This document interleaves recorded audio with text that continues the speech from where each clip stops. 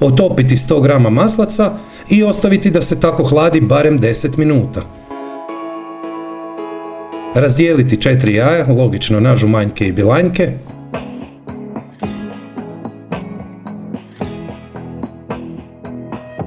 Sto 25 g šećera.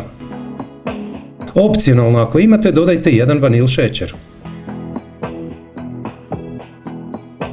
Miksajte snažno nekoliko minuta. Možete i električni mikser koristiti ili samo nastavite ručno par minuta dok smjesa ne postane svijetla.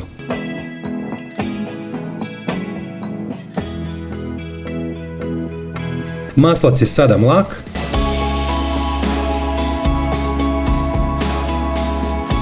Miješajte kratko 1 minutu.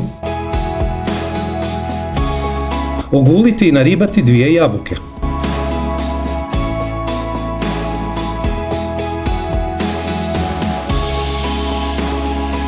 Umiješajte kratko minutu. 100 g mljevenog rogača. 100 g mljevenih oraha.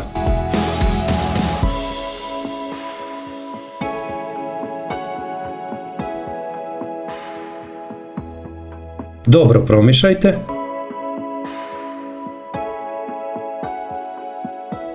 Prstohvat soli dodajte u 4 bjelanjka. Miksati nekoliko minuta u čvrst snijeg od bjelanjaka.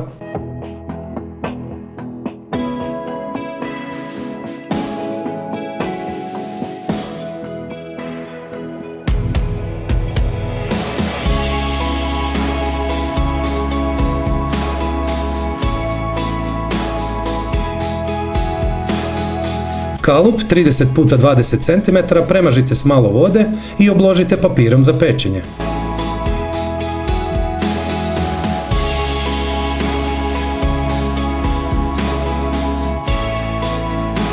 Peći odmah u prethodno zagrijenoj pećnici na 170 stupnjeva narednih 35 minuta s uključenim gornjim i donjim grijačima. Ako ćete peći s uključenim ventilatorom na vrući zrak, u tom slučaju pecite pola sata na 160 stupnjeva. Ipak vodite računa o tome da su sve pećnice drugačije, a vi svoju najbolje poznajete, pa pripazite. Zakuhajte malo vode, pa ugasite.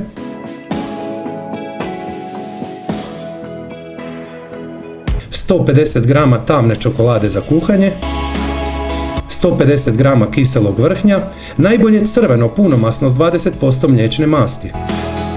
Otopite i dobro promiješajte.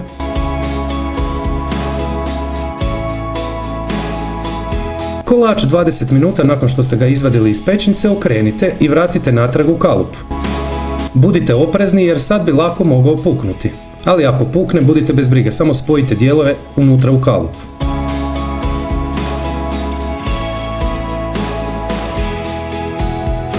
Glazuru od čokolade i kiselog vrhnja rasporedite na debelo, kako se ono kaže u žargonu.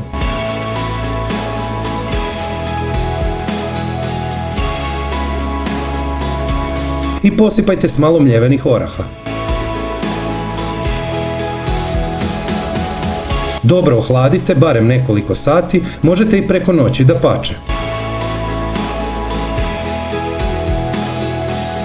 Ispod svakog mog videa je pisani recept, popis sastojaka, postupak i savjeti koji eventualno nisu stali u ovaj video, ali i preporuke za velik broj odličnih brzih kolača i slastica koje bi zaista volio da isprobate.